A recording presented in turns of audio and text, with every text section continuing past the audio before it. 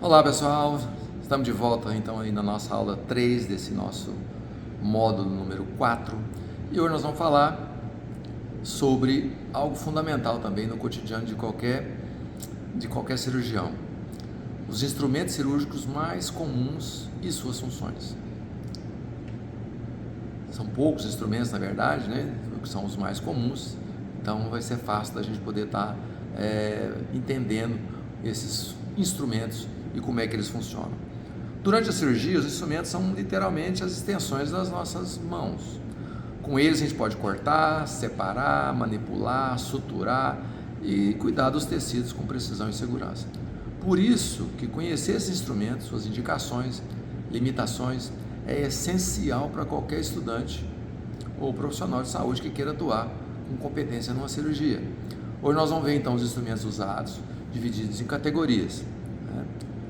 Os instrumentos cirúrgicos podem parecer assustadores à primeira vista, mas eles são classificados de forma lógica, facilitando essa compreensão. Eles são divididos em categoria de acordo com as suas principais funções. Então a gente tem diérese, síntese, hemostasia, afastamento e os instrumentos especiais, que é o que a gente faz então ali na divisão da mesa quando vai montar essa mesa. Lembrando, função do instrumentador. Ou muitas vezes o interno, é verdade? Quando está aprendendo ou está entrando as primeiras vezes em cirurgia. Então nós vamos explorar cada categoria em detalhe e destacando então os instrumentos mais comuns e como usar eles corretamente. Os instrumentos de diérese, que são então de corte, são usados para realizar o corte no tecido. É isso. Esses instrumentos eles são essenciais para iniciar qualquer cirurgia e prosseguir com segurança no campo operatório.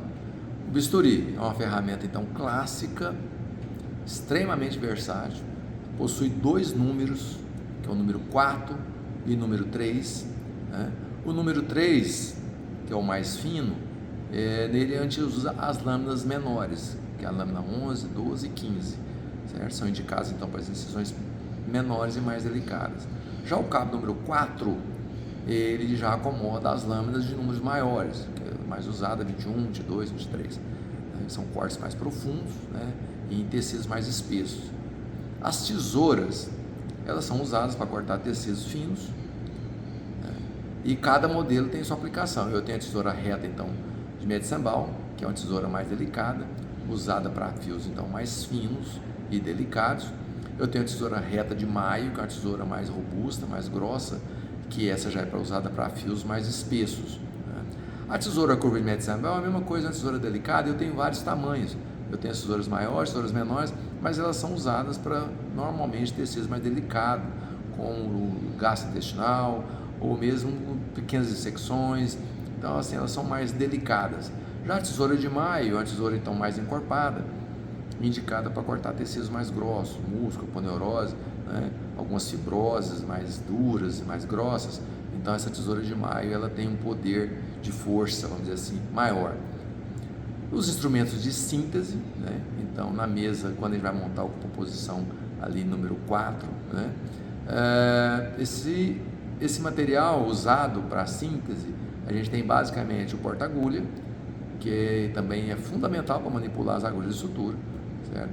Tem modelos com ponta de vidia, que parece uma lixa, ela é ideal para as agulhas mais finas, para fios mais finos, E tenho a de ponta serrilhada, que é o porta-agulha talvez mais conhecido, e ele é um pouco mais grosseiro, então ele é usado para agulhas mais grossas e fios mais espessos também. O que a gente não pode é fazer essa inversão, vai pegar um porta-agulha de ponta de vidia, que é esses de cabo dourado normalmente, se bem que o serrilha também pode ter cabo dourado, mas de qualquer forma no nosso serviço é muito comum esse cabo dourado associado a essa ponta de vidia. Usar esse porta-agulha com uma agulha grossa, você pode estragar esse porta-agulha, então tem que tomar cuidado. As pinças de sutura, então vamos passar aqui da pinça anatômica, também é adequada para tecidos mais delicados, enquanto a pinça dente-rato já tem esses dentes ali na ponta da pinça, ela é uma pinça um pouco mais agressiva, tem gente que gosta de usar ela na pele, eu não gosto, mas ele é muito usado em aponeurose. Eu sempre deixo a pinça dente-rato para uma situação em que eu não estou dando conta de usar a pinça anatômica, certo?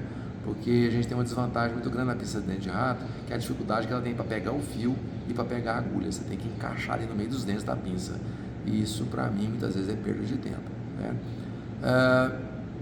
Em relação à pinça de hemostasia, então, né, nós vamos então passar na mesa do quadrante de hemostasia.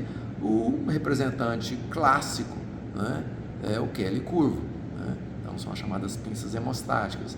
Existem várias pinças hemostáticas, né, em outras subespecialidades, mas aqui nós vamos retratar basicamente a Kelly curva, que é uma pinça bastante utilizada em todas as especialidades, né, tanto a curva como a reta, mas a curva é usada então principalmente para realizar a hemostasia de alguns vasos. Quando acabou as Kelly curvas, você vai na reta, certo?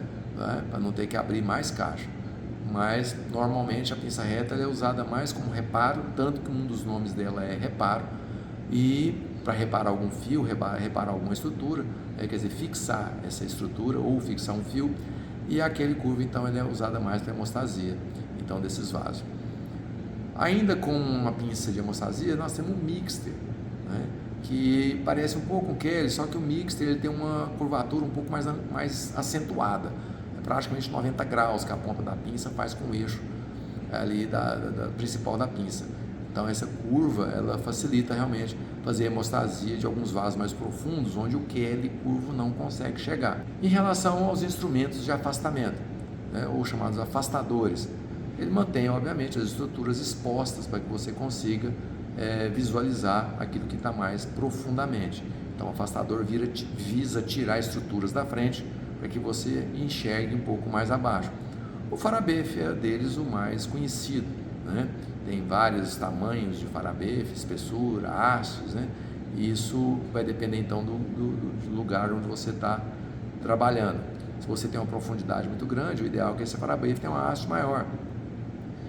E, óbvio, nós temos outros afastadores, com a válvula de Doyen, também uma válvula bastante conhecida, né? Usada principalmente em cavidades ou em profundidades, onde a gente realmente tem que ver bem mais fundo e separar estruturas que estão ali atrapalhando essa visibilidade. E normalmente o Doyen ele é mais largo do que o farabefe, então ele consegue afastar uma quantidade maior de estruturas para poder abrir o campo, então com a eficácia um pouquinho maior. Mas como eu disse, ele é usado mais em profundidade, né? Depois nós temos os instrumentos de preensão, né? Esses instrumentos eles visam segurar tecidos e tracioná-los. Então eu vou ter, lógico, os mais delicados, o Babcock, Duval e Collin, as mais conhecidas, usadas em tecidos mais delicados. E tem o Kosher, por exemplo, que é um Kosher curve reto, são pinças um pouco mais agressivas e a gente tem que tomar cuidado para utilizá-las, e são usadas obviamente em tecidos que suportam esse tipo de pressão, vamos dizer assim, ou de agressão, né? Porque a pinça é mais agressiva, os dentes são dentes fortes, eles pegam com muita força, né? Então a gente usa muito em aponeurose muitas vezes, né? Para poder estar afastando e abrir campo para que você consiga então progredir. Entrando nos instrumentos especiais pode ter uma variedade muito grande de instrumentos, vamos chamar assim. Um deles é umas cubas, né? Eu tenho cuba redonda, eu tenho cuba rim, né? As cubas elas são utilizadas igual no início da cirurgia, as pequenas para colocar produto para fazer antisepsia. Essa cuba rim ela tem um formato de rim, ela pode ser usada para coleta de algum tipo de secreção, são utilizadas para colocar produtos de antisepsia quando você precisa em grande quantidade, né? Nesse caso as menores e as redondas são mais utilizadas, mas você vai lavar uma cavidade, por exemplo, né? Precisa de uma quantidade maior de produto, a cuba rim ela comporta aí praticamente quase 500 ml de líquido, então isso realmente ajuda bastante para que você consiga jogar uma quantidade maior de líquido, no caso, ou de soro, quando você está fazendo esse procedimento. A mangueira de aspirador também fica colocada ali, se ela não foi utilizada ainda no início, ela pode ser colocada ali quando você está arrumando a mesa para que seja usada, se for o caso, como eu disse, você tem que procurar saber se vai ter que usar ou não, né?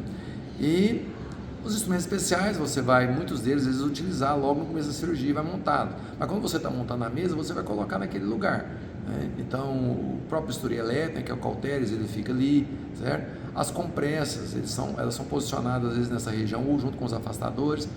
E isso nós já comentamos lá no módulo 3, na última aula, que é sobre a montagem, então, da mesa, né? Então, agora você já está sabendo muito bem como é que ela é. Então, o que nós fizemos foi só descrever a função de cada instrumental, e na próxima aula nós vamos então falar sobre como manusear esses instrumentais, que é uma coisa também bastante importante. Concluindo então essa aula sobre instrumentos mais comuns, até a próxima, quando nós vamos falar sobre como manipular, como usar esse material. Um abraço, até a próxima então.